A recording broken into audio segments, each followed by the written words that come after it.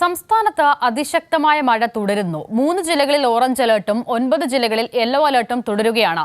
അടിയന്തര സാഹചര്യങ്ങളിൽ വേണ്ട നടപടികൾ സ്വീകരിക്കാൻ ജില്ലാ ഭരണകൂടങ്ങൾക്ക് നിർദ്ദേശം നൽകി.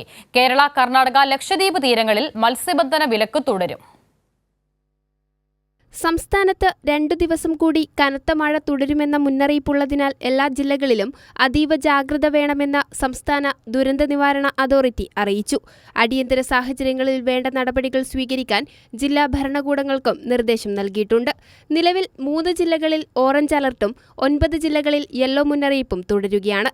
വയനാട്, കണ്ണൂർ, കാസർഗോഡ് ജില്ലകളിലാണ് ഓറഞ്ച് അലർട്ടുള്ളത്. തിരുവനന്തപുരം, കൊല്ലം ഒഴികെയുള്ള ജില്ലകളിലാണ് യെല്ലോ മുന്നറിയിപ്പ് നൽകിയത്. മഹാരാഷ്ട്ര തീരം മുതൽ മധ്യകേരള തീരം വരെ ന്യൂനമർദ്ദപാത്തി നിലനിൽക്കുന്നതിനാലാണ് മഴ കനക്കുന്നത്. നിലവിൽ വിനോദസഞ്ചാര കേന്ദ്രങ്ങളിലേക്ക് യാത്രാ വിലക്കേർപ്പെടുത്തി. മലയോര മേഖലകളിലേക്കുള്ള രാത്രിയാത്രകൾക്കും വിലക്കുണ്ട്.